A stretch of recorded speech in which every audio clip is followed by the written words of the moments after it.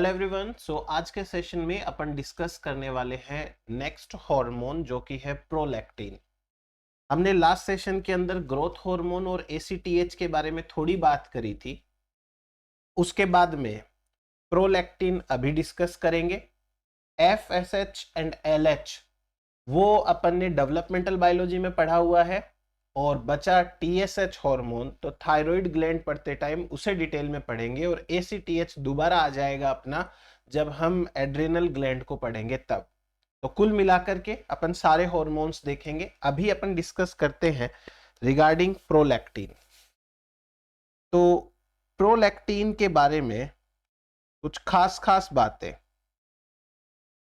क्या खास बात है देखिए प्रोलैक्टिन के बारे में। प्रोलैक्टिन एक यूनिक हार्मोन की कैटेगरी में आता है।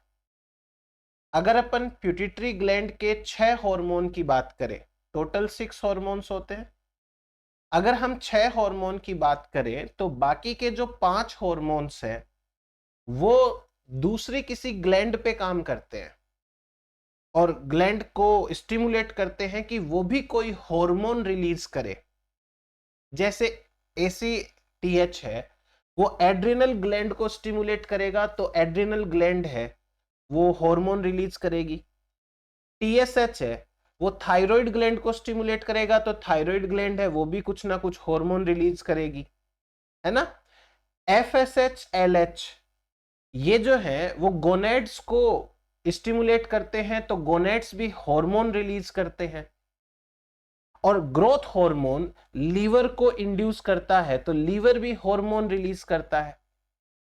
प्रोलैक्टिन एक ऐसा हार्मोन है जो मेमोरी ग्लैंड पे काम तो करता है बट वहां से कोई और नेक्स्ट हार्मोन रिलीज नहीं करवाता। तो इस तरीके से ये एक यूनिक हार्मोन हो गया। पिट्यूटरी ग्लैंड के 6 हार्मोन में से ये हार्मोन ऐसा है जो किसी भी प्रकार का नेक्स्ट हार्मोन रिलीज नहीं करवाता। दूसरा pituitary gland hypothalamus normally prolactin के सीक्रेशन को इनहिबिट करता है, जबकि वो बाकी सीक्रेशन को बढ़ाता है। ग्रोथ हार्मोन वाले को बढ़ाता भी है, इनहिबिट भी करता है, बट इसको तो केवल इनहिबिट करता है। तो इस वे में भी ये यूनिक हार्मोन माना जाता है। बाकी तो देखो दूसरे हार्मोन्स की तरह ही ये भी हार्मोन अपने काम करेगा टारगेट सेल के ऊपर, इसकी भी सिग्नलिंग होगी। कुछ बातें इसकी एफएसएच एलएच के साथ में मैच होती हैं, कुछ बातें ग्रोथ हार्मोन के साथ मैच होती हैं। सभी हार्मोन्स एक दूसरे के साथ एनी हाउ डायरेक्ट या इनडायरेक्ट कोऑर्डिनेट करते हैं और काम करते हैं। तो अपन प्रोलैक्टिन के बारे में कुछ बातें हैं जो लिख लेते हैं, समझ लेते हैं। जैसे सबसे पहले प्रोलैक्टिन कौन रिलीज करता है? प्रोलैक्टिन रिलीज करेंगी जो लैक्टोट्रोप सेल्स है वो। लैक्टोट्रोप्स रिलीज करती हैं। ये तो एंटेरियर पिट्यूटरी की सेल्स है, ये तो एंटेरियर पिट्यूटरी सेल्स है, ये रिलीज करती हैं प्रोलैक्टिन।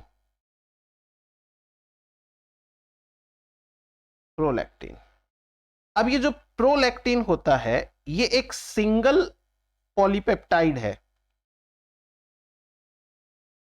सिंगल पॉलीपेप्टाइड,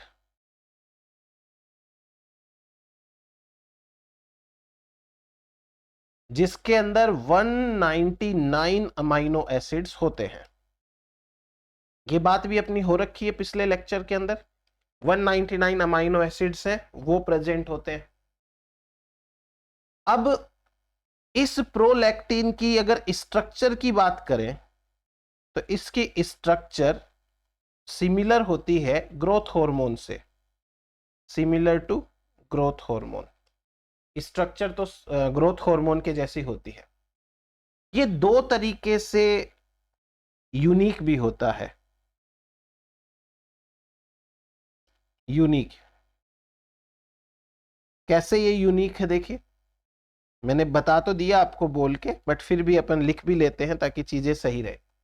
पहला, ये किसी दूसरी ग्लैंड को हार्मोन सिक्रेशन के लिए तो स्टिमुलेट नहीं करता है। So does not stimulate downstream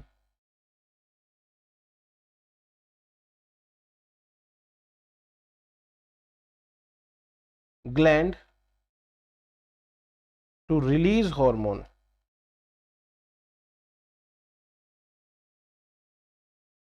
hormone release करने के लिए तो ये स्टिमुलेट नहीं करता है। और दूसरा, ये कैसे यूनिक है? यूनिक इसलिए है क्योंकि ये normally remains under negative control.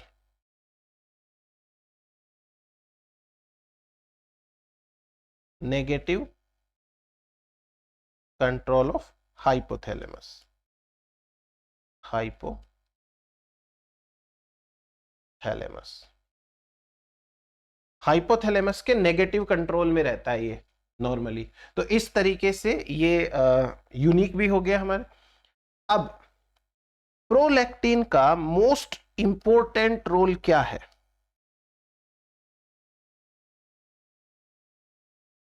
Most important role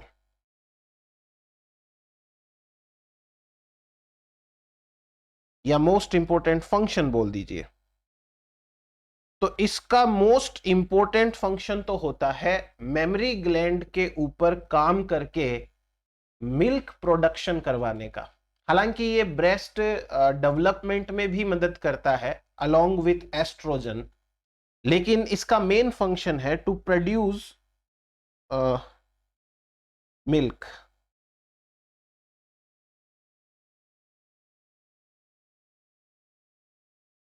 produce milk, obvious सी बात है, मेमरी ग्लैंड।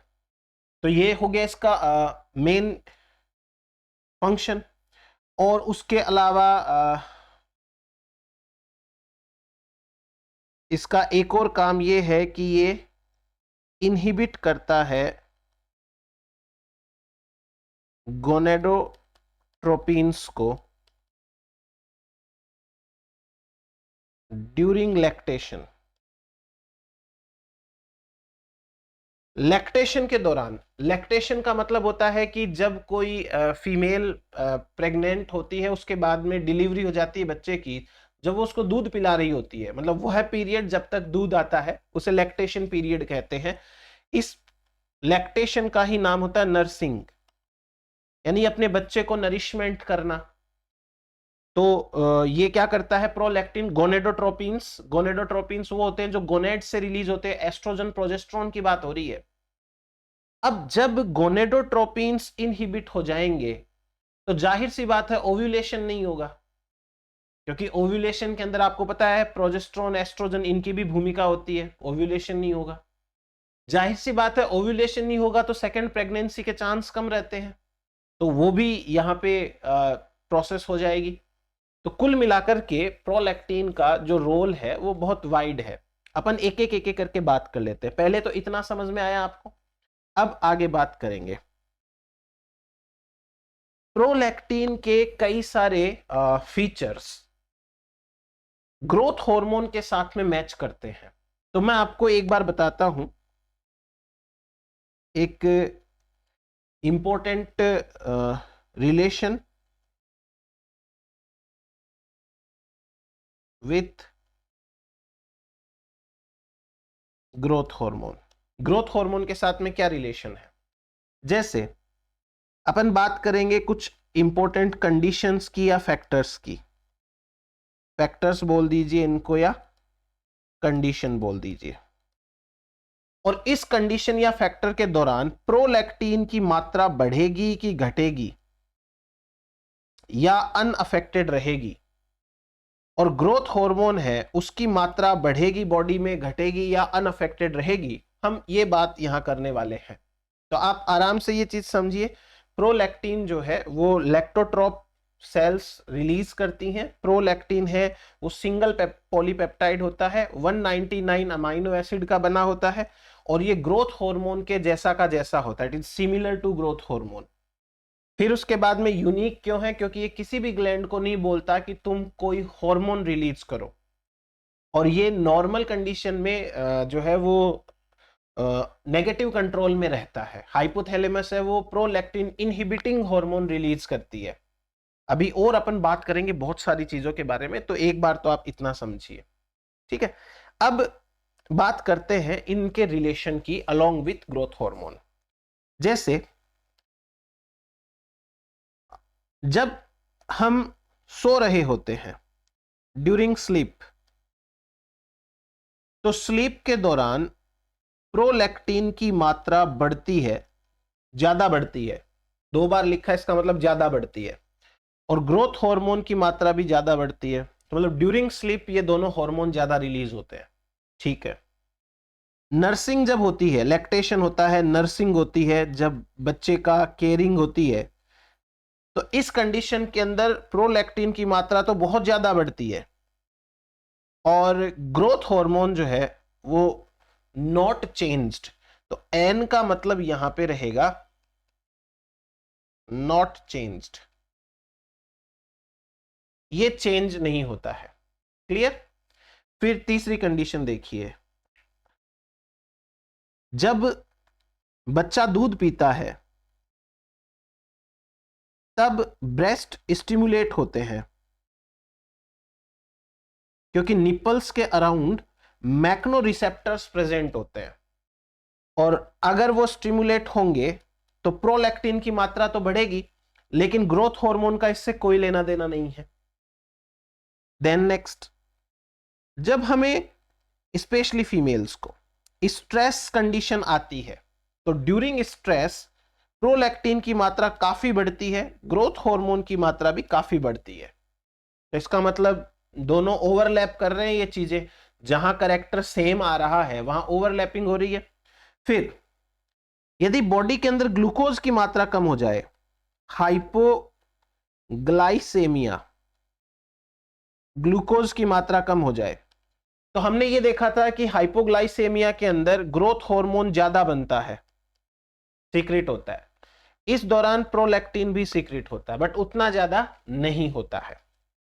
देन एक्सरसाइज,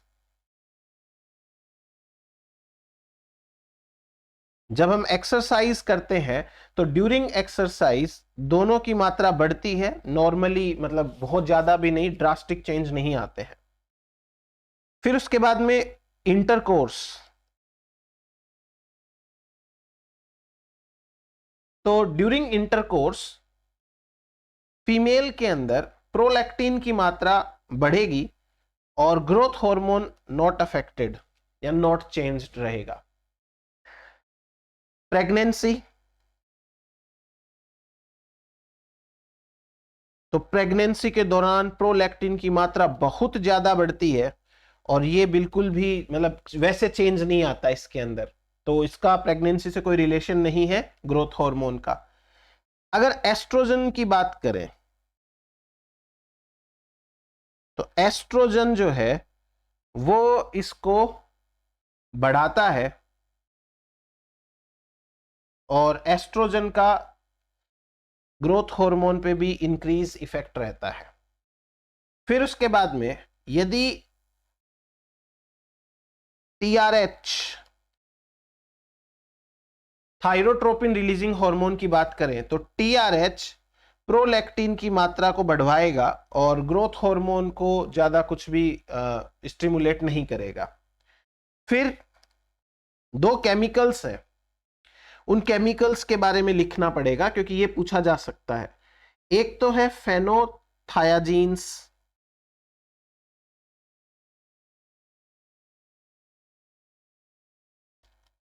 फेनोथायाजीन्स, और दूसरा होता है ब्यूटाइरोफिनोन्स,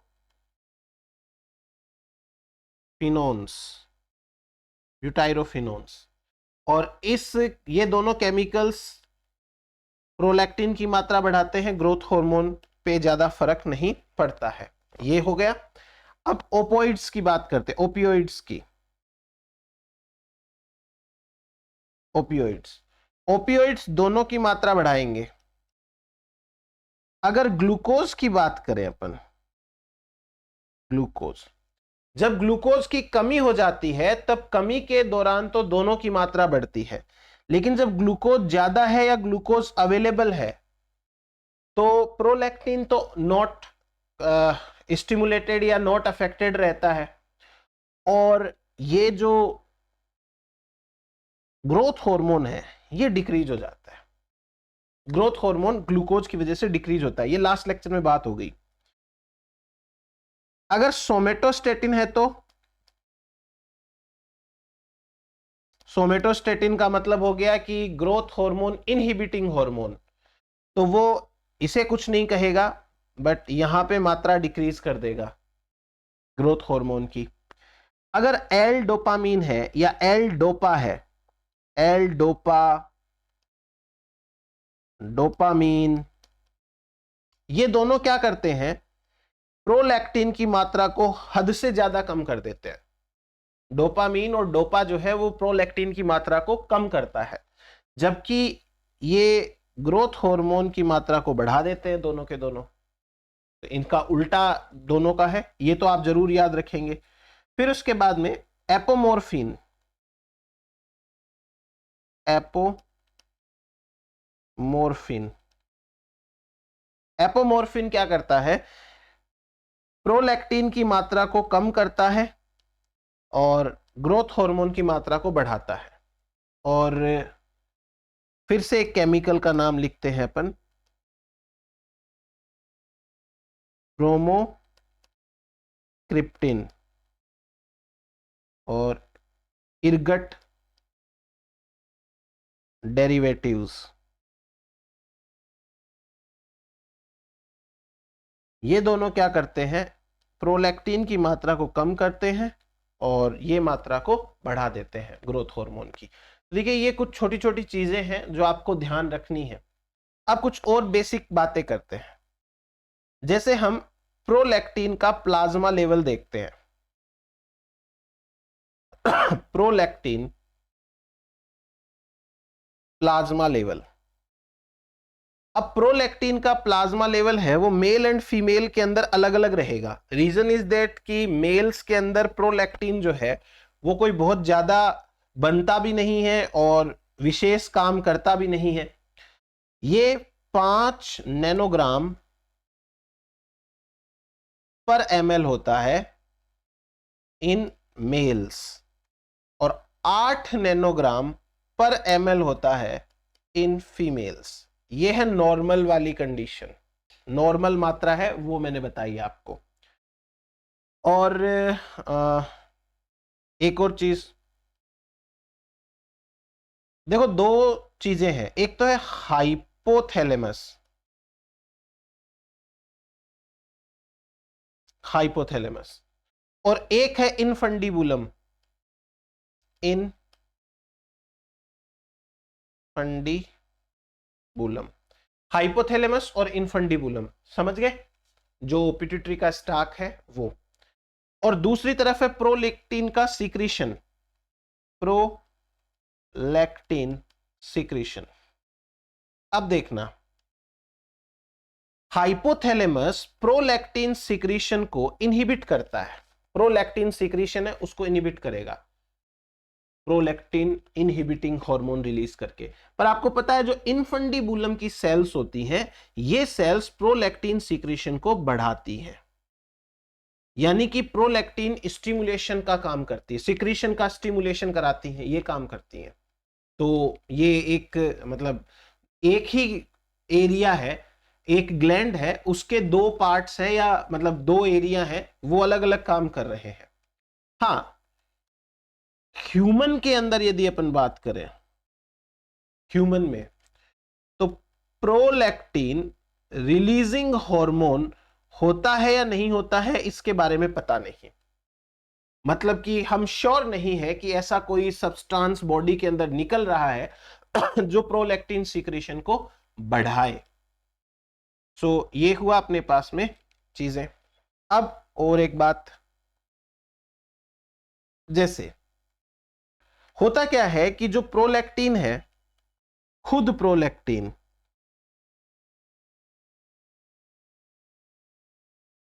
ये एल डोपा के सीक्रेशन को बढ़ाता है।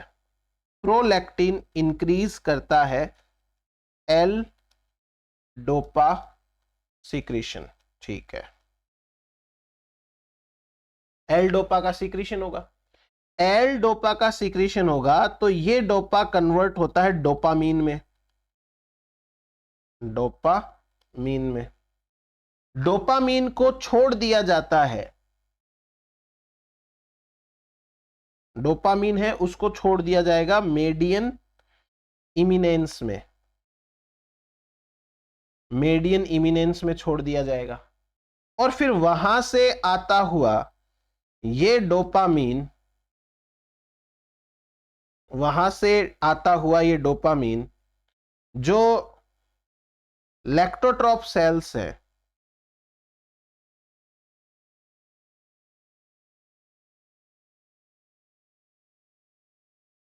लैक्टोट्रॉप सेल्स हैं, उनको इनिबिट करता है। और अगर वो इनिबिट हो गए तो आप देखो कि प्रोलैक्टिन का जो सिक्रीशन है वो कम हो जाएगा। ये समझ में आई चीज आपको? प्रोलैक्टिन खुद एल डोपा के सिक्रीशन को बढ़ा रहा है, ठीक है। L dopa will be converted into dopamine, ठीक है। डोपामीन मीडियन इमेंस से होते हुए आएगा एंटेरियर पिट्यूटरी के अंदर, वहां पर जो लैक्टोट्रॉप सेल्स होगी उनको जाके रोकेगा कि प्रोलैक्टिन मत बनाओ। इसे बोलते हैं नेगेटिव फीडबैक लूप। बताओ ये चीज समझ में आई कि नहीं आई? एक तो ये हो गया। फिर लास्ट लेक्चर यदि आपको याद हो तो मैंने आपको ये पिट्यूटरी ग्लैंड के हॉर्मोन्स हैं उनके अंदर जो फीडबैक लूप होते हैं उसमें दो बताए थे, एक शॉर्ट फीडबैक लूप, एक लॉन्ग फीडबैक लूप। शॉर्ट कौन सा होता है? जब पिट्यूटरी ग्लैंड के 6 हार्मोन में से ही कोई एक मतलब अपना खुद का इनहिबिशन कराता है हाइपोथैलेमस को बोल के, उसे बोलते हैं शॉर्ट। और लॉन्ग किसे कहते हैं? जब कोई तीसरा हार्मोन, पहला तो हो गया हाइपोथैलेमस का, पहला हार्मोन हाइपोथैलेमस का हार्मोन, दूसरा हार्मोन पिट्यूटरी ग्लैंड का हार्मोन, और तीसरा हार्मोन कोई तीसरी ग्लैंड का, वो हार्मोन यदि पिट्यूटरी को या हाइपोथैलेमस को बोले सीक्रेशन बंद कर दो मेरा, मतलब मुझे बनाना बंद करवाओ, उसको बोलते हैं लॉन्ग लूप। और लॉन्ग लूप में ये होता नहीं है।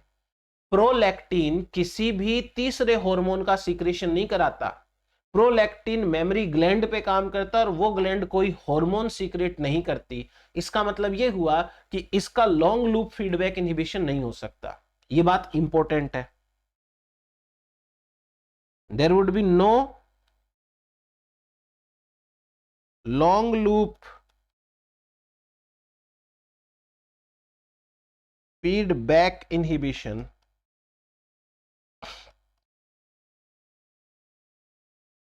Of prolactin. प्रोलैक्टिन का लॉन्ग लूप वाला फीडबैक तो नहीं होता है, और ये नेगेटिव फीडबैक खुद का जरूर करवा लेगा लेकिन वैसे नहीं होता है। और चीज देखते हैं, देखिए क्या क्या आप लिख सकते हैं।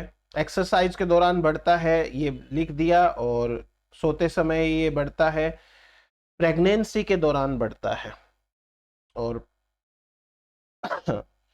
एक चीज और लिख देते हैं, पीक प्रोलैक्टिन कॉन्सेंट्रेशन कब आती है? सबसे ज्यादा अमाउंट में कब होगा ये फीमेल की बॉडी के अंदर? मेल की तो बात ही नहीं चल रही है इस प्रोलैक्टिन में पूरे में। तो फीमेल की बॉडी में ये सबसे ज्यादा होगा at the time of parturition, at the time of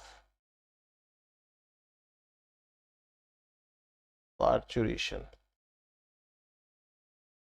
ठीक है, डिलीवरी के टाइम पर यह सबसे ज्यादा होता है। जब डिलीवरी हो जाती है, आफ्टर डिलीवरी, डिलीवरी के बाद में 8 दिन के बाद, 8 डेज, ये नॉर्मल प्लाज्मा कॉन्सेंट्रेशन पे पहुंच जाता है, जो 8 नैनोग्राम पर ml थी ना प्लाज्मा कॉन्सेंट्रेशन, ये नॉर्मल प्लाज्मा कॉन्सेंट्रेशन के ऊपर पहुंच जाएगा। 8 दिन लगेंगे इसको, तो ये चीजें आपको ध्यान रखना है। फिर अपन बात करते हैं रिसेप्टर के बारे में या सिग्नलिंग के बारे में।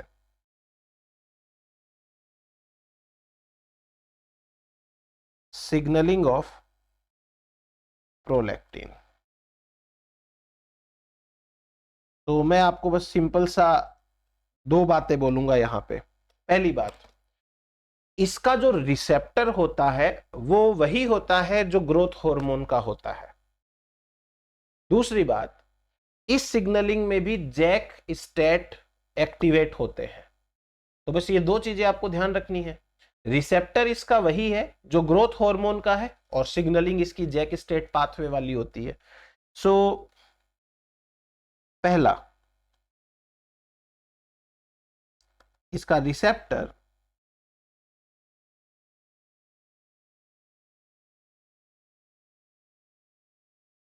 Resemble with growth hormone receptor, ये ग्रोथ हार्मोन के रिसेप्टर के जैसा होता है, और सिग्नलिंग जो है इसकी जैक स्टेट पाथवे से होती है। जैक स्टेट सिग्नलिंग, बस। तो इतने से में अपना काम चल जाएगा। ठीक है, अब और बात करें अपन,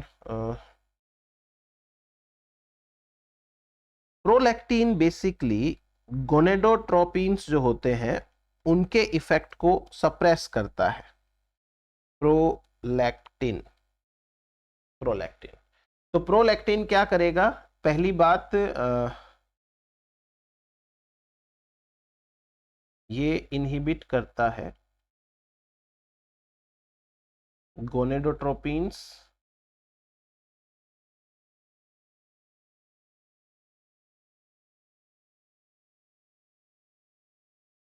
गोनेडोट्रोपिन्स को इनहिबिट करता है। सो ये इनहिबिट करेगा ओव्यूलेशन। ओव्यूलेशन नहीं होगा, ओव्यूलेशन नहीं होगा तो प्रेगनेंसी है वो डिले होगी, प्रेगनेंसी नहीं हो पाएगी। और इसके अलावा अब देखो, एक मेल के अंदर कंडीशन बताता हूं मैं। In males, in males, very first of all, males के अंदर ये प्रोलैक्टिन कभी भी कोई प्रॉब्लम क्रिएट करता नहीं है, क्योंकि ये होता ही नहीं है ज्यादा मात्रा में। नॉर्मली नो स्पेशल फंक्शन, कोई भी तरीके का स्पेशल फंक्शन नहीं होता। लेकिन ये रेयर है, बट कभी कभी जब मेल्स में एंटेरियर पिट्यूटरी में ट्यूमर हो जाए, एंटेरियर पिट्यूटरी में ट्यूमर, और ट्यूमर भी कौन सी? लैक्टोट्रॉप सेल वाली ट्यूमर, तो ऐसी सिचुएशन के अंदर मोर प्रोलैक्टिन, वो तो अब कुछ नहीं कर सकते, मोर प्रोलैक्टिन बनेगा। और जब ज्यादा प्रोलैक्टिन बनता है तो उस सिचुएशन के अंदर इरेक्टाइल डिसफंक्शन होता है मेल्स में। इरेक्टाइल डिसफंक्शन, ये चीज जरूर देखने को मिलती है। अच्छा, इसमें फीमेल्स के अंदर ये क्या करता है? एक तो ये प्रोडक्शन करवाता है कैसीन प्रोटीन का, कैसीन प्रोटीन, और इसके साथ साथ लैक्ट एल्ब्यूमिन का। केसिन और लेक्ट एल्ब्यूमिन प्रोटीन है, उनका सीक्रेशन भी ये करवाता है ज्यादा से ज्यादा। तो ये इसकी सिग्नलिंग के पार्ट में ही आता है, आप ये याद करेंगे। देन नेक्स्ट बात करते हैं पिट्यूटरी इनसफिशिएंसी।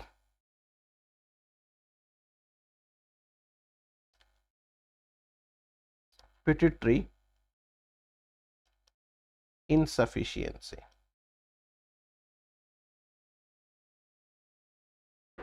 देखो एक चीज बताता हूं मैं आपको।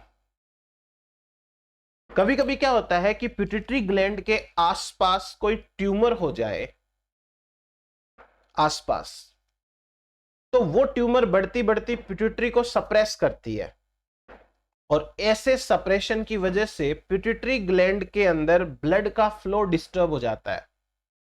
और जब ब्लड फ्लो डिस्टर्ब हो जाता है तो पिट्यूटरी ग्लैंड के अंदर जो मतलब पिट्यूटरी जो ग्लैंड है उसमें डेड सेल्स के पैचेस बनने लग जाते हैं, जैसे जगह जगह से सेल्स है वो डेड हो जाती है।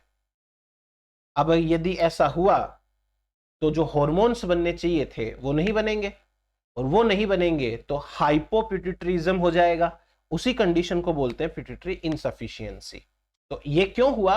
क्योंकि आसपास के एरिया में कोई ट्यूमर बन गई, और वो ट्यूमर क्या कर रही है? पिट्यूटरी ग्लैंड को सप्रेस कर रही है, दबा रही है, जिसके कारण पिट्यूटरी ग्लैंड में डेड सेल्स बननी चालू हो जाएगी due to low blood supply. और ऐसे केस में फिर पिट्यूटरी के हॉर्मोन्स कम बनेंगे तो उनके वैसे ही इफेक्ट आएंगे।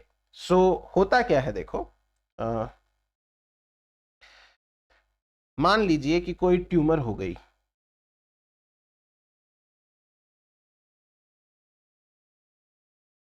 Anterior pituitary tumour, anterior lobe के अंदर ट्यूमर हो जाए तो भी ऐसा हो सकता है। दूसरा, सुप्रासेलर सिस्ट, सुप्रासेलर सिस्ट, आसपास के एरिया में या ऊपर वाले एरिया में सिस्ट बन जाए। सिस्ट भी आउटग्रोथ ओवर ग्रोथ को बोलते हैं। या जो रेक्टे पाउच है उसका बचा खुचा पार्ट अभी भी प्रेजेंट है,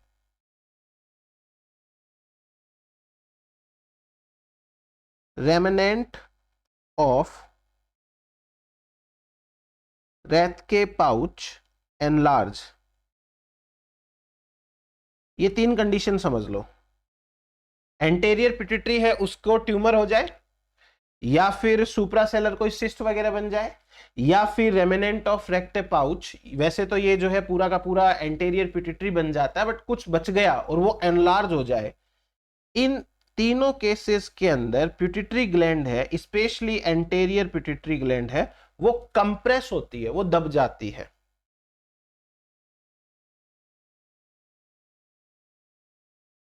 compression of pituitary, pituitary gland है वो कंप्रेस हो जाएगी। अब यदि ये ये ग्लैंड कंप्रेस हो गई है तो ब्लड फ्लो डिक्रीज होगा, blood flow in pituitary decrease आ जाएगा। यदि ब्लड फ्लो डिक्रीज हो जाएगा तो डेड एरियाज इन पिट्यूटरी ये बनेंगे। इस कंडीशन को बोलते हैं पिट्यूटरी इन्फ्रैक्शन, इसे बोलते हैं पिट्यूटरी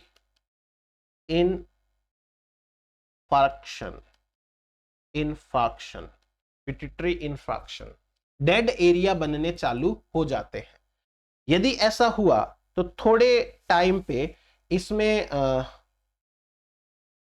नेक्रोसिस होगी, नेक्रोसिस ऑफ पिट्यूटरी। और यदि पिट्यूटरी ग्लैंड की नेक्रोसिस हो गई तो हाइपोसिक्रीशन होगा, सभी हॉर्मोन्स का हाइपोसिक्रीशन होगा। ये चीज समझ में आई? अब मैं आपको एक और चीज बताता हूं। देखो क्या होता है, कभी कभी जब डिलीवरी होती है, बच्चा पैदा होता है, at the time of delivery female की बॉडी से ब्लीडिंग ज्यादा हो जाती है। डिलीवरी के दौरान। अगर ब्लीडिंग ज्यादा हो गई तो ब्लड की कमी हो जाएगी ना बॉडी में। इस कंडीशन को हम बोलते हैं पोस्टपार्टम हेमरेज। पोस्टपार्टम हेमरेज कभी कभी हो जाती है। अगर ऐसा हुआ तो भी ये पिट्यूटरी इन्फेक्शन हो सकता है, और यदि ऐसा हुआ तो इस कंडीशन को पोस्टपार्टम नेक्रोसिस बोलते हैं। और यदि ऐसा हुआ तो ये एक टाइप का सिंड्रोम है, सिहान सिंड्रोम बोलते हैं इसको। तो ये चीज आपको एग्जाम में पूछी जा सकती है। देखिए मैं बताता हूं। यदि डिलीवरी के दौरान, ड्यूरिंग डिलीवरी, छोटी सी चीज है ये समझ लीजिए, during delivery heavy blood loss हो जाए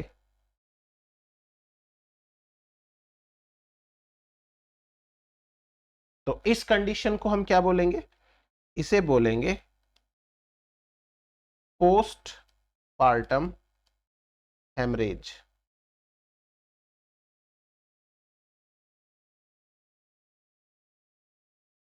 इसे बोलेंगे पोस्टपार्टम हेमरेज। ये पोस्टपार्टम हेमरेज के कारण पिट्यूटरी इन्फेक्शन होता है। पिट्यूटरी इन्फेक्शन जो वहां लिखा है वही सेम टू सेम। इस कंडीशन को हम बोलते हैं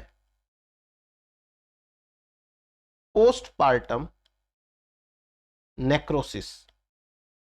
नेक्रोसिस का मतलब हो गया डेड एरिया, और इसी कंडीशन को बोलते हैं सिहान सिंड्रोम।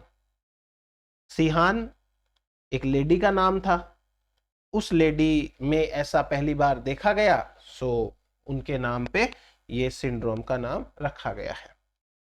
अब आप एक चीज ये जान ले कि ये कंडीशन ट्यूमर वाली कंडीशन से उल्टी है, मतलब कि ज्यादा प्रोलैक्टिन सीक्रेट नहीं होगा यहां पे।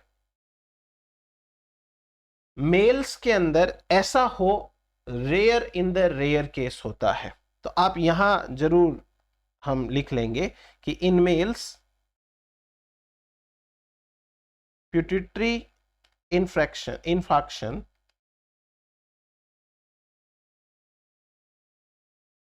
is rare.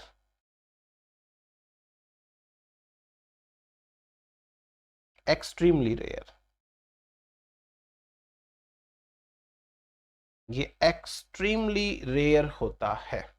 सो ये हुआ अपने पास में रिगार्डिंग पिट्यूटरी ग्लैंड की क्या क्या कंडीशन हो सकती है।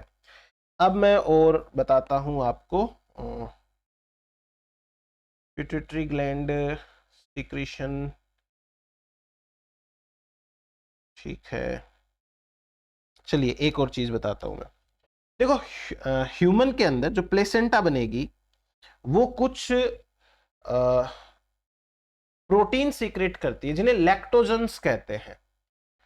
इसे कहेंगे placental lactogens. Placental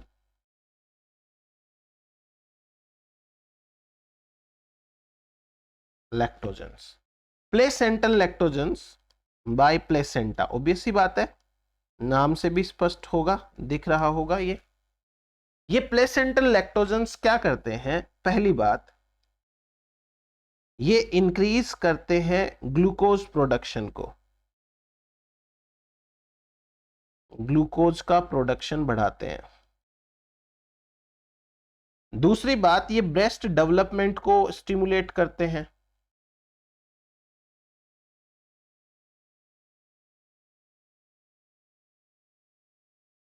breast development है उसको भी स्टिमुलेट करते हैं। और इसके अलावा प्रोलैक्टिन को भी इंक्रीज करते हैं।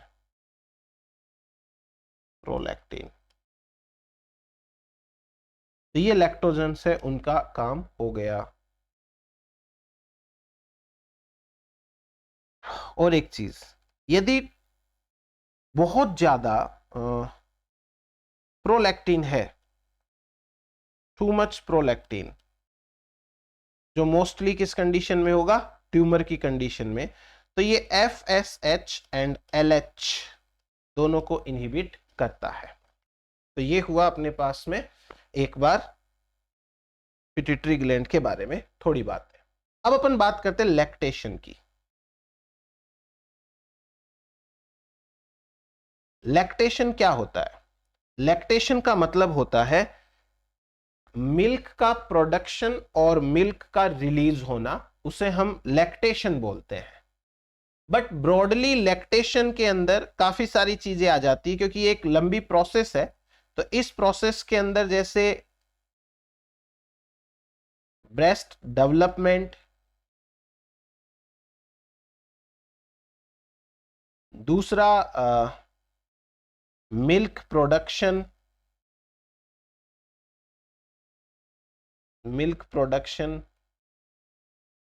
And secretion.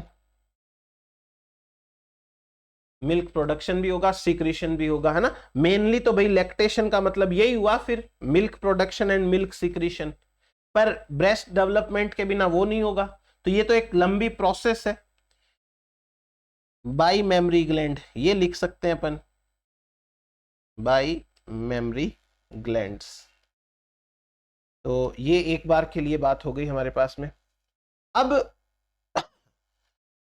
ये सारी चीजें होती है during late pregnancy, during late pregnancy. देखो, बहुत सारी चीजें जो मेडिकल बुक्स में लिखी जाती हैं, बहुत सारी चीजें वो प्रैक्टिकली फॉलो नहीं होती है। प्रैक्टिकली वो चीज फॉलो नहीं होती है। जैसे मेडिकल बुक्स के अंदर लिखा जाएगा कि हमारा जो ब्लड प्रेशर है वो नीचे होना चाहिए 90, ऊपर वाला होना चाहिए 120। ये एक नॉर्मल रेंज होती है। आप रेंडमली किसी का चेक करो, खुद का चेक करो, आपको फ्लक्चुएशन मिलेगा। सिमिलरली यहां पे जो लैक्टेशन है, कहा जाता है कि लेट प्रेगनेंसी तक ये चालू हो जाता है, मतलब दूध आना चालू हो जाता है। लेकिन आजकल का जैसा खान पान है, जैसा खाना है, जैसा हमारा लाइफ स्टाइल है, स्ट्रेस में रहते हैं, जिस तरीके की हमारी सिचुएशन है, बहुत सारी फीमेल्स ऐसी हैं इवन उनको डिलीवरी के बाद में भी मिल्क प्रोडक्शन उनका चालू नहीं होता, लैक्टेशन चालू नहीं होता है। ठीक, बट फिर भी अगर हम भाई पढ़ रहे हैं किताबें और एग्जाम के अंदर अपन सवाल सॉल्व करेंगे, तो हमको इन किताबों के बेसिस पे आंसर करना पड़ेगा। सो आप ये चीजें मतलब एग्जाम पॉइंट ऑफ व्यू से ध्यान में रखें। तो लैक्टेशन की प्रोसेस है वो लेट प्रेगनेंसी के दौरान चालू हो जाती है। अब इसके अंदर आपको ब्रेस्ट की थोड़ी सी स्ट्रक्चर है, हल्की फुल्की पता होनी चाहिए, वो मैं आपको बता देता हूं कैसे क्या होता है। वेरी फर्स्ट ऑफ ऑल ये है रिब्स। हमने एक सेक्शन, लॉन्गिट्यूडनल सेक्शन कट किया है। तो दिस पार्ट इज रिब, और आपको इंटरकोस्टल मसल्स यहां पे दिखाई देंगी। जैसे ये सेकेंड रिब है, ये थर्ड है, ये फोर्थ है, ये फिफ्थ है, ये सिक्स्थ है। तो ये रिब्स है।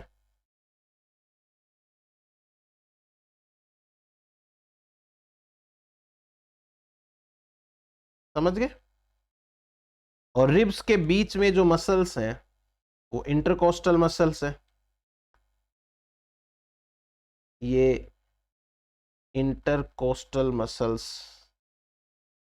अब ब्रेस्ट और रिब्स के बीच में एक मस्कुलर टिश्यू प्रेजेंट है, एक मसल प्रेजेंट है। और ये जो मसल है, इस मसल को हम बोलेंगे पेक्टोरेलिस मेजर मसल। ये है पेक्टोरेलिस मेजर मसल।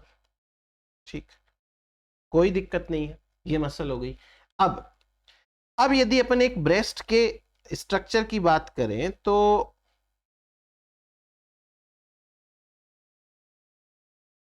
इसमें आपको कुछ चीजों का ध्यान रखना है।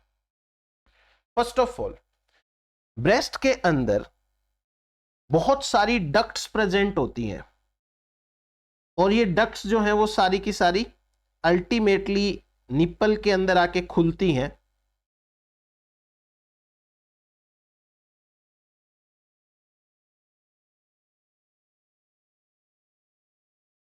और ये एक जाल सा रहता है डक्ट्स का। मैं अभी बताता हूं, देखो आपको।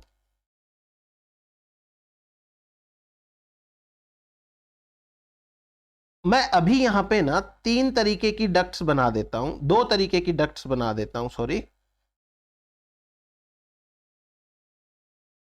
ये पहली वाली डक्ट है वो लेस डेवलप्ड है और इसके अंदर अभी एल्वियोली नहीं बनी है।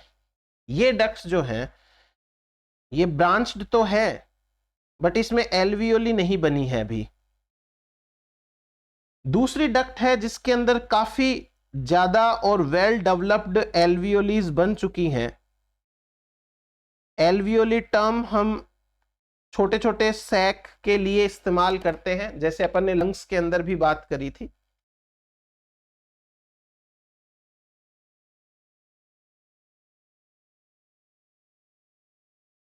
और बाकी जो है आप डायग्राम अगर वैसे प्रॉपर समझना चाहें तो कोई भी गूगल पे करके देख लीजिएगा एक बार।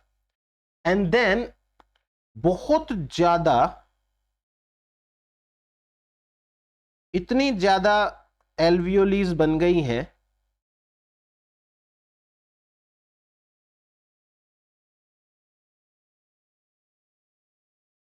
ये ऐसे।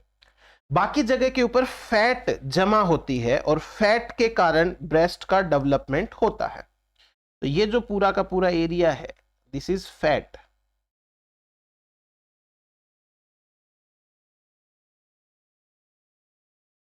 फैट।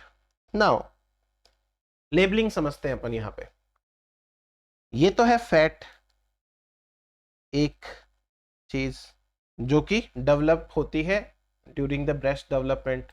सो ये फैट है, this part is nipple.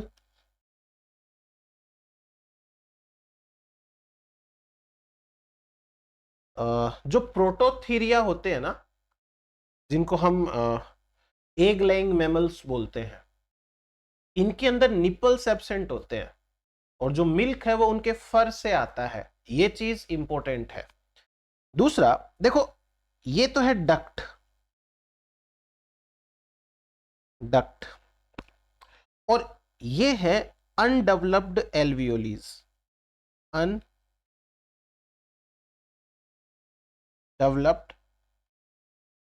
Alveoli. और दूसरा जो डायग्राम है, मतलब ये है डेवलपिंग, डेवलपिंग एल्वियोली, एल्वियोली। और ये है डेवलप्ड एल्वियोली।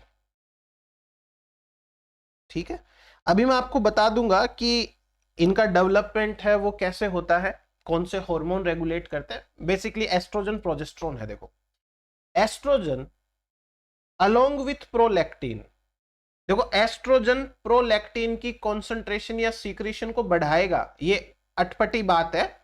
प्रोलैक्टिन की सीक्रेशन को बढ़ाएगा और प्रोलैक्टिन के साथ मिलके ब्रेस्ट का डेवलपमेंट कराएगा, और प्रोजेस्टेरोन एल्वियोली का डेवलपमेंट कराएगा। और प्रोजेस्टेरोन और एस्ट्रोजन मिलके प्रोलैक्टिन के फंक्शन को इनहिबिट करेंगे कि समय से पहले प्रोलैक्टिन जो है वो मिल्क प्रोडक्शन ना कर सके। सारा समझ में आ जाएगा। देखिए, ये अनडेवलप्ड एल्वियोली है, ये है बिफोर प्यूबर्टी, बिफोर प्यूबर्टी। दूसरी जो डेवलपिंग एल्वियोलीज है ये ड्यूरिंग प्यूबर्टी है एंड इवन प्रेगनेंसी, और ये लेट प्रेगनेंसी तक।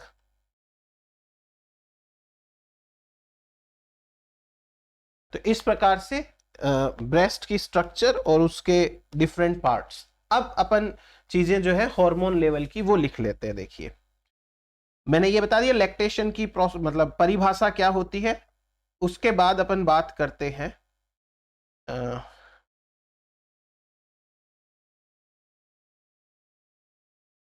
अच्छा एक सेकंड और, जो एल्वियोली प्लस डक्ट होती है इसको ही मेमोरी ग्लैंड बोलते हैं, ये मेमोरी ग्लैंड कहलाती है।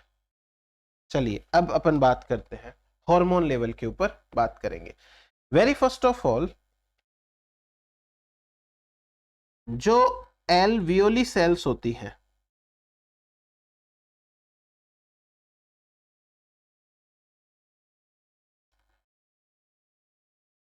इनका काम होता है मिल्क प्रोडक्शन का, मिल्क प्रोडक्शन। ठीक है। दूसरी बात, एल्वियोली एंड डक्ट ये एक मेम्ब्रेन से ढकी हुई रहती है, are covered with a membrane, covered with myo epithelial membrane, myo epithelial membrane. ठीक है। एल्वियोली एंड डक्ट के ऊपर ये मेम्ब्रेन है। अब आप समझिए दो चीजें, ये जो मायो एपिथेलियल सेल्स हैं ये कॉन्ट्रैक्टाइल सेल्स हैं। कॉन्ट्रैक्टाइल सेल्स कैसे, देखो दो हॉर्मोन्स हैं, पहला हार्मोन है प्रोलैक्टिन, प्रोलैक्टिन। प्रोलैक्टिन क्या करेगा, एल्वियोली सेल को स्टिमुलेट करेगा। तो एल्वियोली सेल क्या करेगी, मिल्क प्रोडक्शन करेगी, एक चीज।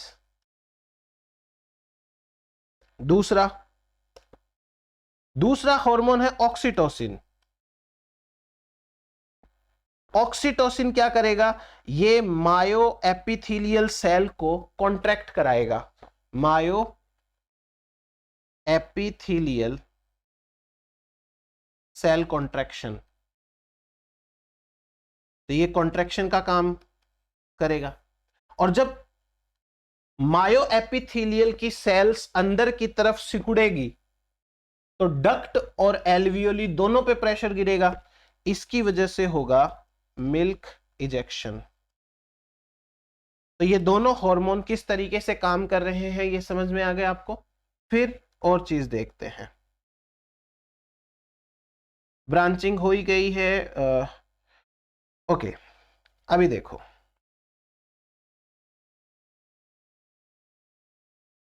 जब प्यूबर्टी आती है,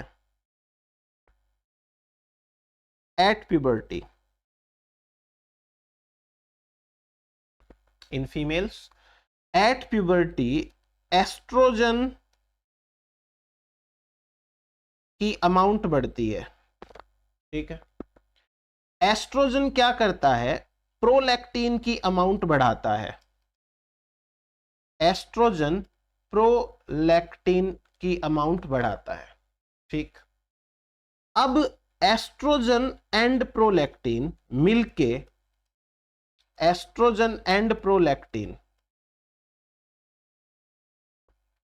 ये दोनों मिलके ब्रेस्ट डेवलपमेंट कराते हैं, यानी फैट का डेवलपमेंट कराते हैं। यहां पे ये कराते हैं डक्ट ग्रोथ,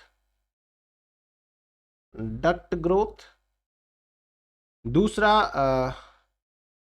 ये कराएंगे ब्रांचिंग, ज्यादा से ज्यादा ब्रांचिंग कराएंगे। और बस ये इतना काम हो गया। फिर उसके बाद में प्यूबर्टी पर जब कार्पस ल्यूटियम बनती है, आपको ध्यान है कॉर्पस ल्यूटियम बनेगी जब जब मेंस्ट्रुअल साइकिल होगी उस दौरान। तो कॉर्पस ल्यूटियम क्या करेगी, प्रोजेस्ट्रॉन रिलीज करेगी, प्रोजेस्ट्रॉन। और ये प्रोजेस्ट्रॉन दो काम करता है, पहला फैट डिपोजिशन और दूसरा एल्वियोली डेवलपमेंट। Alveoli development. कुल मिलाकर के ये सारी processes oestrogen, prolactin and progesterone की, ये सारी की सारी प्रोसेसेस क्या करती हैं? ब्रेस्ट डेवलपमेंट कराती हैं, ब्रेस्ट डेवलपमेंट।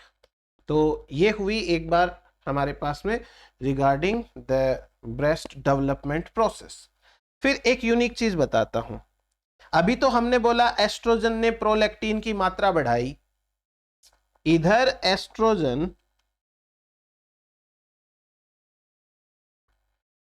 एंड प्रोजेस्टेरोन मिलके इनहिबिट करते हैं ability of prolactin to secrete milk. Secrete नहीं, production, to produce milk. Milk production की एबिलिटी है, उसको दोनों एस्ट्रोजन और ये प्रोजेस्टेरोन मिलके इनहिबिट करते हैं। एस्ट्रोजन ही तो प्रोलैक्टिन बनवा रहा है और वही प्रोजेस्टेरोन के साथ मिलके इसका काम करने से रोक रहा है। जो मेन काम है इसका, वो काम करने से रोक रहा है। प्रोलैक्टिन भी क्या करता है?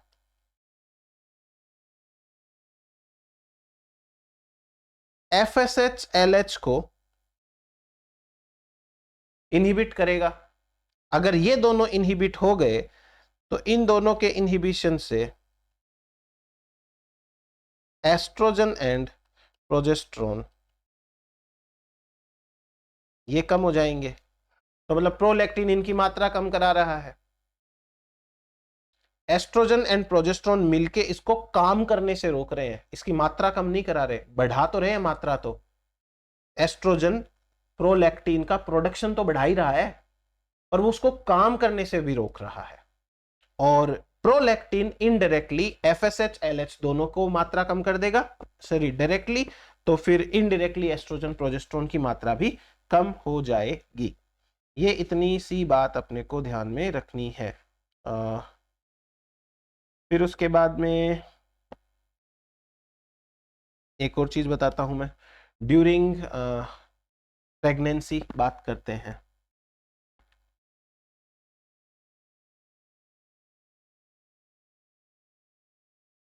Breast enlargement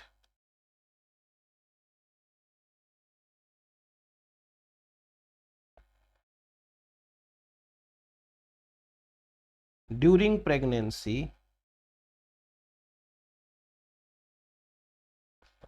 breast enlargement during pregnancy ये क्यों होता है? Due to estrogen, progesterone, lactogens and prolactin. ये 4 हार्मोन्स हैं जो मिलकर के ब्रेस्ट एनलार्जमेंट कराते हैं। इनमें से ये जो 3 हार्मोन हैं ये आते हैं फ्रॉम प्लेसेंटा, ये प्लेसेंटा से आ रहे हैं। और ये जो एक है प्रोलैक्टिन, ये आता है फ्रॉम एंटेरियर पिट्यूटरी। चीज समझ रहे हो? एस्ट्रोजन एंड प्रोजेस्टेरोन बॉडी के अंदर भी बन रहे हैं, लेकिन इनका जो मेन सीक्रेशन है या ज्यादा सीक्रेशन है वो प्लेसेंटा से होता है। देखना, ड्यूरिंग प्रेगनेंसी तो प्लेसेंटा मेंटेन रहती है और मेंटेन रहने की वजह से ये हार्मोन बनते रहते हैं। अब एस्ट्रोजन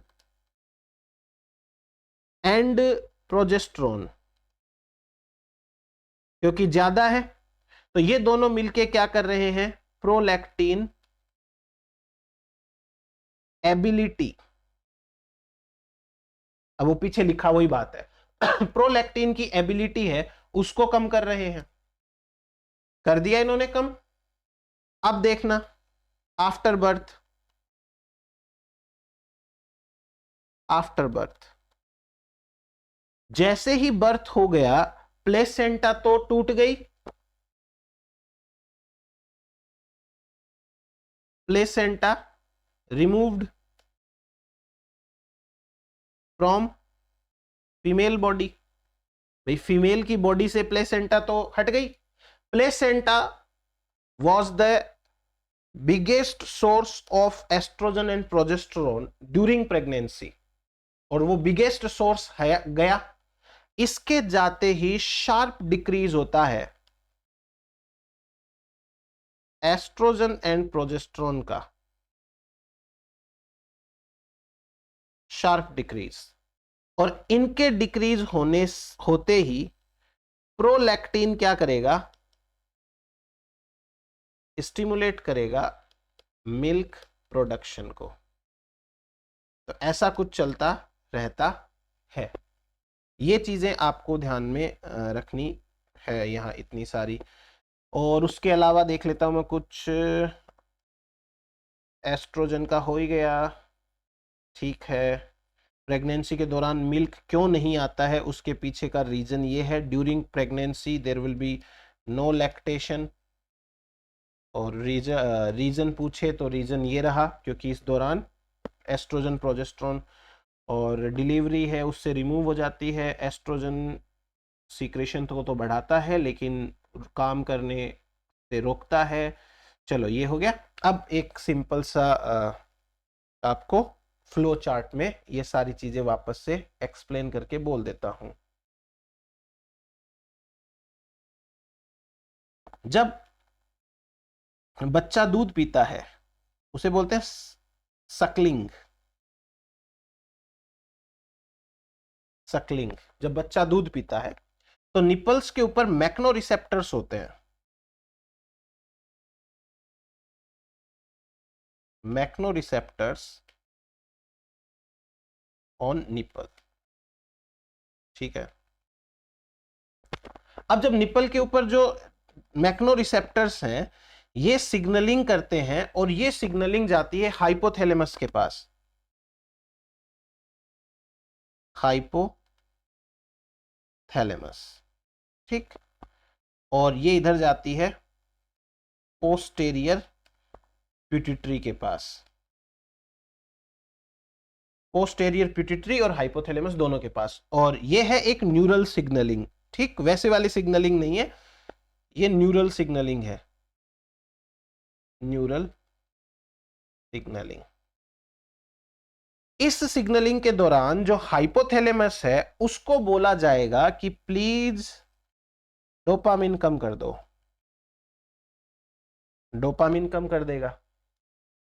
डोपामिन जैसे ही कम हुआ तो जो एंटेरियर पिट्यूटरी है ये क्या करेगी, प्रोलैक्टिन इंक्रीज कर देगी। प्रोलैक्टिन जैसे ही इंक्रीज होगा मेमोरी ग्लैंड के पास जाएगा वाया ब्लड, ऑब्वियस सी बात है। मेमोरी ग्लैंड तक पहुंचेगा और मेमोरी ग्लैंड है वो मिल्क प्रोडक्शन करेगी। मिल्क प्रोडक्शन, ये तो हो गया एक। दूसरा पोस्टेरियर पिट्यूटरी, साइमल्टेनियसली ये चीज चल रही है क्योंकि सकलिंग के दौरान ही प्रोडक्शन एंड इजेक्शन होगा। प्रोडक्शन पहले भी चलता रहता है। Posterior pituitary oxytocin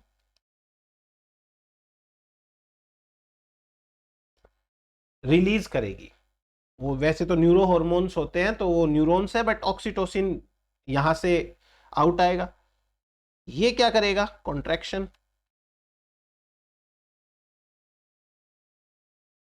of myo epithelial cells, उनका कॉन्ट्रैक्शन करेगा। और मायो एपिथेलियल सेल का कॉन्ट्रैक्शन होगा तो मिल्क इजेक्शन। इजेक्शन ये एक प्रकार का रिफ्लेक्स होता है।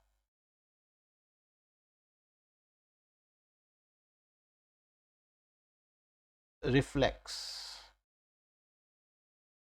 रिफ्लेक्स एक्शन वो एक्शन होते हैं जो हमारे कंट्रोल में नहीं होते हैं, वो बस स्टिमुलेशन मिलने पर हो जाते हैं। ये जो प्रोसेसेस हैं इन्हें हम कहते हैं रिफ्लेक्शन। तो ये हुआ अपने पास में regarding this Suckling and process and all. अच्छा, अभी मैं यदि आपको ये बताऊं कि मिल्क जो है वो कौन कौन से कंपोनेंट का बना है, तो पहले तो देखो, एक तो होता है फर्स्ट मिल्क। फर्स्ट मिल्क, इस मिल्क को बोलते हैं कोलोस्ट्रम। कोलोस्ट्रम, ये मिल्क प्रोटीन रिच होता है, प्रोटीन रिच। ठीक, बाकी मिल्क के अंदर 6 कंपोनेंट होते हैं, 6 कंपोनेंट्स। 6 कंपोनेंट्स में से जैसे वाटर हो गया, उसके बाद में प्रोटीन्स होते हैं, इसके अलावा कार्बोहाइड्रेट्स हैं, लिपिड्स हैं। लिपिड हो गया 1 2 3, कार्बोहाइड्रेट,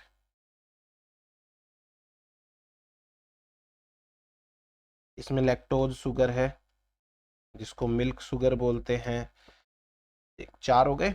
मिनरल्स हो गया, और 1 हो गया विटामिन्स।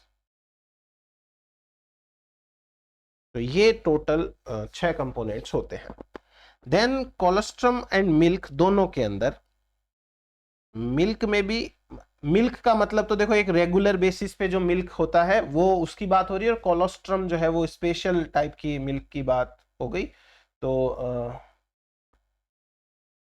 इनके अंदर एंटीबॉडीज प्रेजेंट है,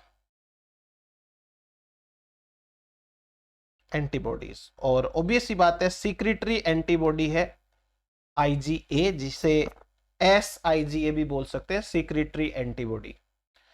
इसके अलावा ल्यूकोसाइट्स हैं, यहां पे ल्यूकोसाइट्स भी हैं जो इम्यून सिस्टम के पार्ट्स होते हैं। तो अच्छा रहता है मदर का मिल्क बच्चे के लिए, क्योंकि इसके अंदर ये सारी चीजें भी है। पाउडर वाला दूध होता है, उसमें एंटीबॉडी कहाँ से आएगी बताओ, है ना? ना एंटीबॉडी आएगी ना ल्यूकोसाइट आएगी। ज्यादा से ज्यादा क्या है, मिनरल, विटामिन, ये सब दे देंगे। बट इम्यूनिटी के पॉइंट ऑफ व्यू से ये एंटीबॉडी एंड ल्यूकोसाइट्स वो मदर के मिल्क से ही आती है। सो मदर का मिल्क है वो बेस्ट होता है, सिंपल। अब एक कंडीशन बताता हूं मैं आपको, देखो इस कंडीशन को बोलते हैं हाइपर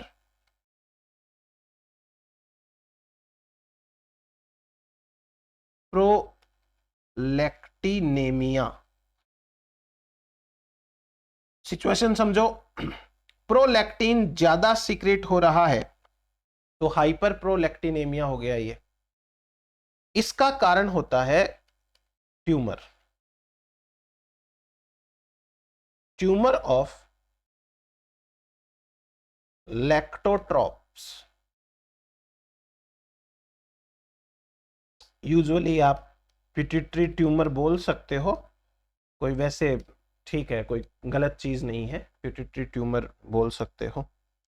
अब एक सिंपल सी ना मैं आपको प्रोसेस स्टोरी बताता हूं, तो थोड़ा ध्यान से सुनते जाइएगा। सबसे पहले ये चीज जो डिटेक्ट हुई थी एक फीमेल के अंदर, उसकी बात बताते हैं। एक लड़की थी 13 इयर्स ओल्ड,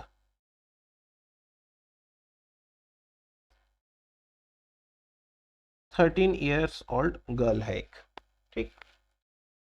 और ये गर्ल को इस एज में फर्स्ट पीरियड आता है, first menstrual cycle, first period, ठीक है। अब 5 साल तक इसके पीरियड्स नॉर्मल चलते हैं, 5 इयर्स, और 5 इयर्स तक इसके पीरियड है वो नॉर्मल चलेंगे, यानी जो रेगुलर टाइम पे आते रहते हैं, तो ठीक है। नाउ ऑनवर्ड्स 5 सालों के बाद में क्या क्या चीजें हुई हैं वो मैं आपको बता देता हूं। यहाँ पे ये एक रियल मतलब इंसिडेंस है, जिसमें पहली बार पता चला कि इस तरीके की ट्यूमर भी होती है। सबसे पहला इंसिडेंस तो ये हुआ कि पीरियड्स स्टॉप हो गए, periods stop.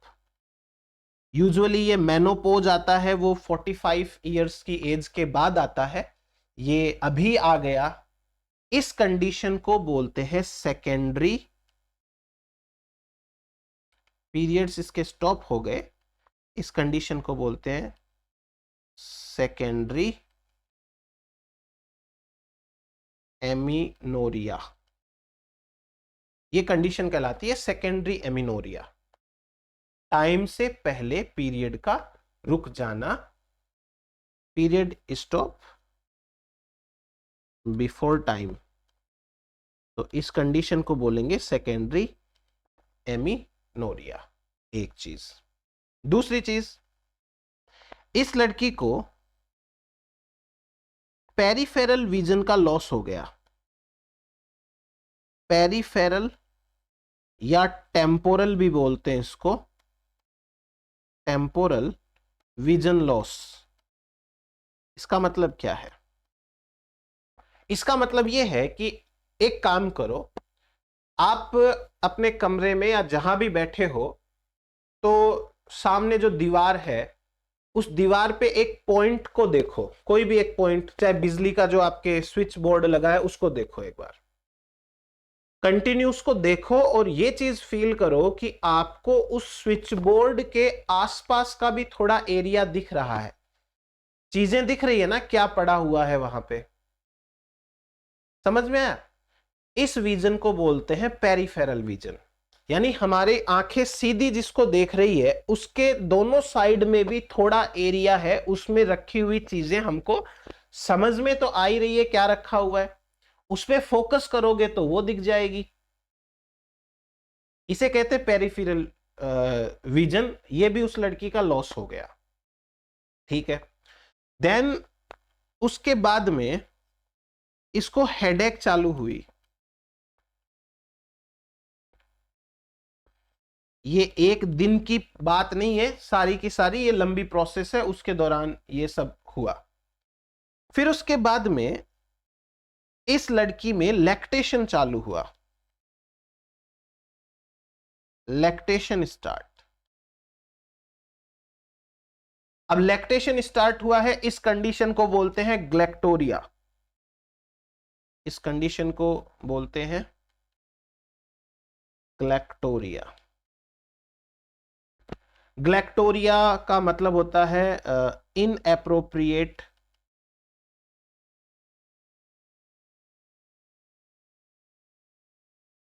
Milk production, milk production, inappropriate milk production होने लग गया इस कंडीशन के अंदर। चीज समझ में आई आपको? ये नाउ होता क्या है यहां पे सारा का सारा, जब इसमें इस लड़की को पीरियड्स बंद हुए तो एक डाउट ये जाता है कि may be due to pregnancy, pregnancy test कराया गया, ऑब्वियस सी बात है कि ये प्रेग्नेंट नहीं थी। जब एमआरआई कराई गई तो एमआरआई के अंदर पता चलता है कि इस लड़की को पिट्यूटरी की ट्यूमर है, और ऐसी ट्यूमर जिसमें प्रोलैक्टिन ज्यादा बन रहा है, इसको पिट्यूटरी ट्यूमर है।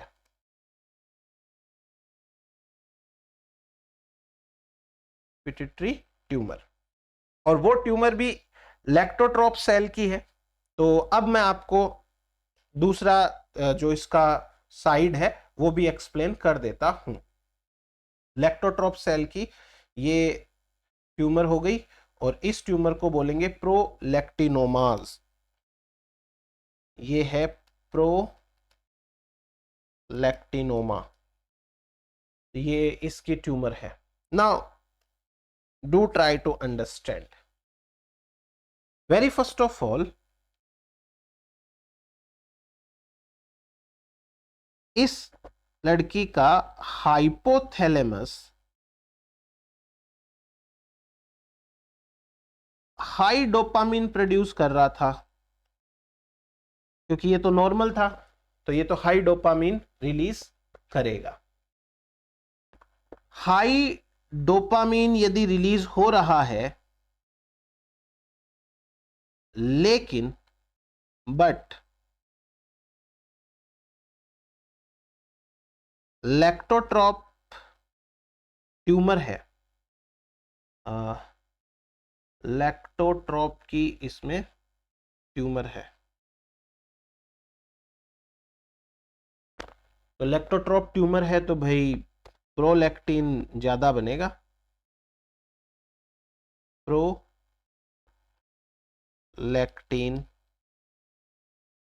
कॉन्सेंट्रेशन हाई होगी।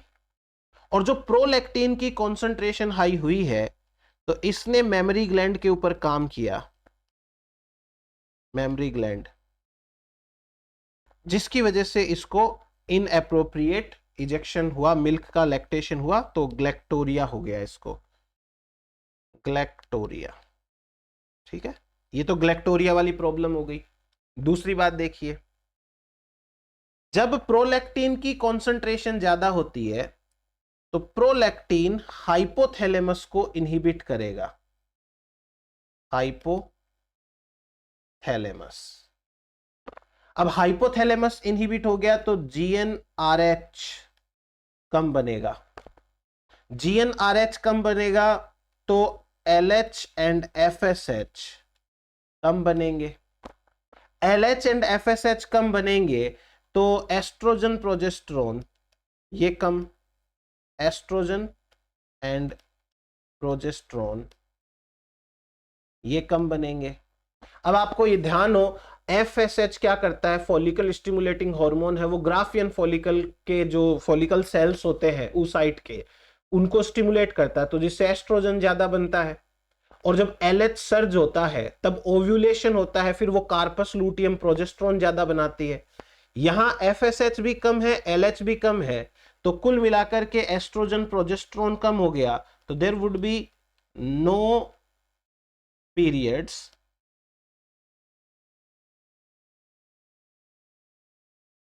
और ये ऐसा होगा तो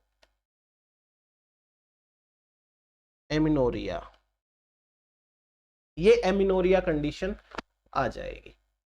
सो ये कहानी होती है रिगार्डिंग हाइपरप्रोलैक्टिनोमा, हाइपरप्रोलैक्टिनेमिया। ये इतना आपको प्रोलैक्टिन के बारे में चीजें ध्यान में रखनी है, फिर अपन नेक्स्ट ग्लैंड है वो नेक्स्ट लेक्चर के अंदर बात करेंगे। Thank you.